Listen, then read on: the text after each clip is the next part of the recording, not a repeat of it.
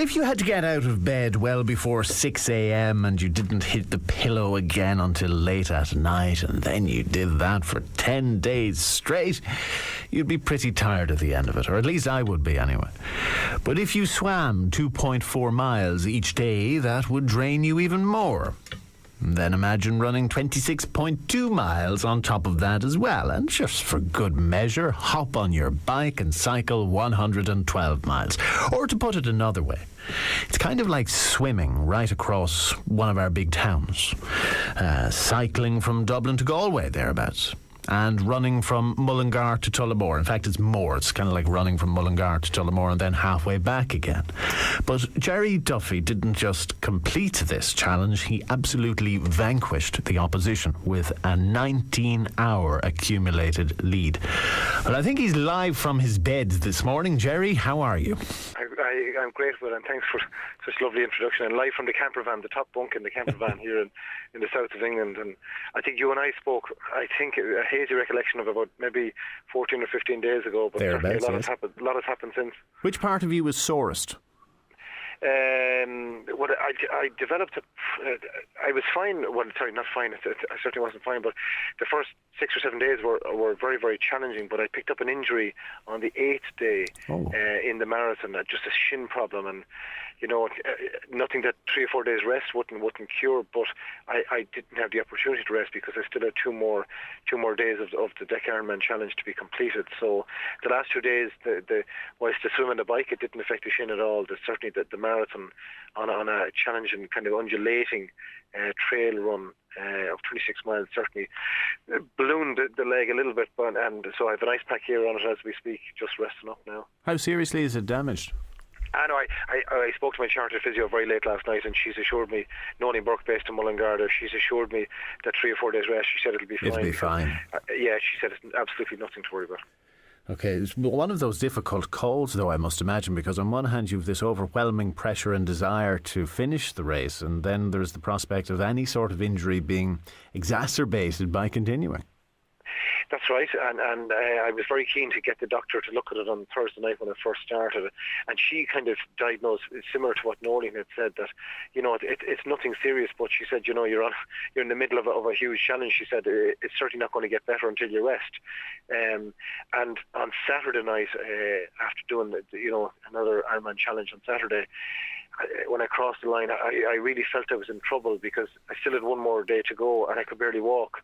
And as I did walk back to the camper van, which was about 500 metres up the hill, I had to do it at a snail's pace. And this was at about 11:30 on Saturday night, and I said to myself, goodness, how are you going to do this again, one more time? And when I woke up yesterday morning, I knew the swim would be fine because it's obviously non-weight bearing, as was the bike, but we still had to cycle 112 miles in driving rain. It was just an horrendous day weather-wise, but up to that we've been quite lucky with the weather. But I didn't know until I got off the bike yesterday at about 5 o'clock just how the leg was going to hold up. But I said to myself, well, if you get off the bike in one piece with no problems, if you have to walk the marathon, albeit even slowly over 9 or 10 hours, I said, I'll do that because it's the last day. And I was in pain. As soon as I got off the bike and put it on the ground, I could feel the pain. But I just took it slowly, and I think that the final one took me about 7 hours. So I finished just a couple of minutes after midnight last night. Okay, we'll talk about that finishing moment in just a while, because that would obviously be the high point, or I'm assuming that was the high point. What was the lowest ebb you were on during the challenge? I think there was two moments. One was mental and one was physical. The physical one is the one I just outlined, Will. The mental one, I think, maybe breaking into two elements. On the first night, or the first day, it took me just under 15 hours to do the challenge. And this is when I was supposed to be supremely fit, relative to where I wanted to be. And I said to myself, gosh, how the hell are you going to do this another 9 times with very less rest in between? What, was 15 hours not the target? I suppose 13, 14 hours was, but I was, a couple of, maybe an hour slower than that. But I think I was so tired after the first day. I'd never done this kind of a challenge before, and I said to myself, gosh, you have another 9 days of this, and there was 20 of us on the first day, and I think we were all kind of asking questions of ourselves at the end of the first night. Each day had a 22-hour cut-off, so you had to finish within the 22 hours, and your only goal every day after that was to make sure that you were one of the lucky ones that was still going in the event the next day. And so any day you got into the lake was a definition of success because you were still in the event. But potentially somebody may have finished in 21 hours and 59 minutes and then 2 hours and 1 minute later have to be at the start line again.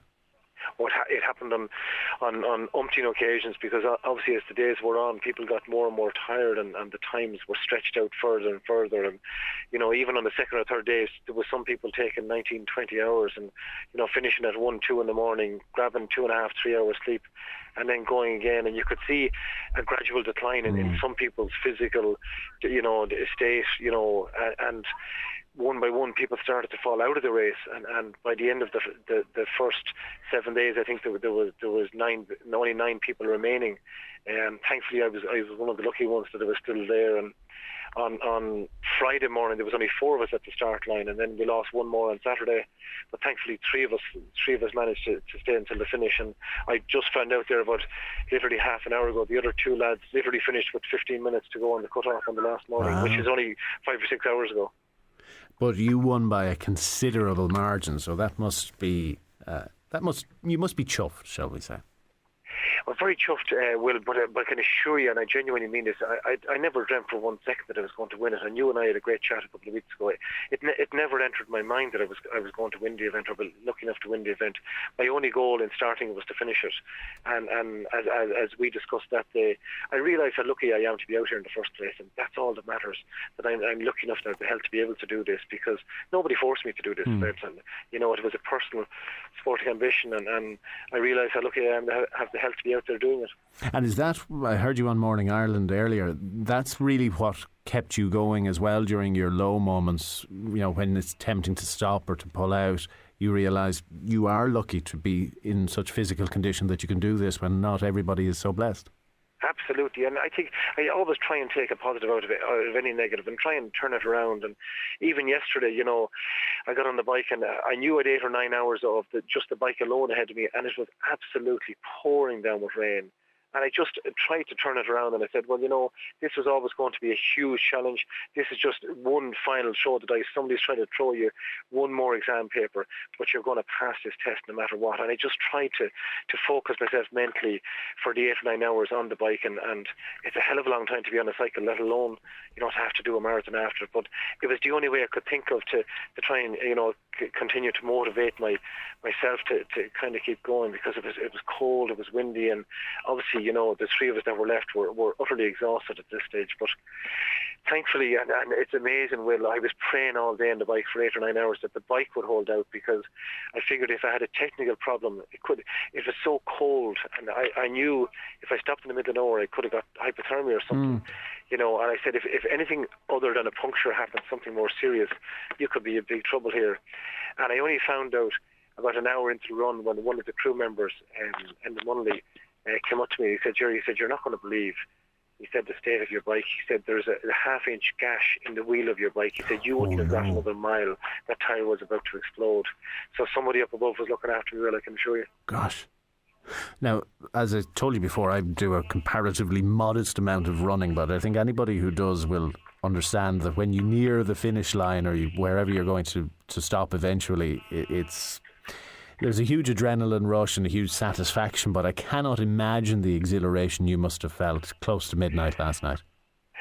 Certainly did, but although I must confess, when I was in such pain, to be honest with you, for the last mile, because the 1 mile route, it was a 1 mile loop for the marathon, but it was up and down hills and very, very heavy rocky terrain, and my shin was so sore, I literally, and it was obviously pitch dark at midnight. I had a head torch on, but I was just so glad to be finally finished. It was probably more a feeling of relief than anything else, that I literally could now finally stop, kind of 10 days after starting.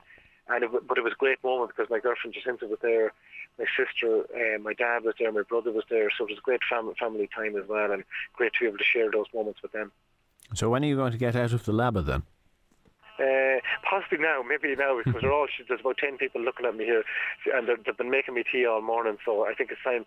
If you saw the state of the camper van now, Will, and they're telling me they've waited on hand and foot on me for a week and a half, so I think I'm the one that's going to have to clean the camper van. That's not fair after doing all that you did.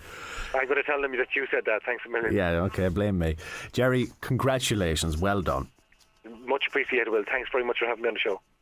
Gerry Duffy from Mullingar. What an amazing achievement it was. And 32marathons.com, by the way, is Gerry's website if you want to find out a little bit more about it.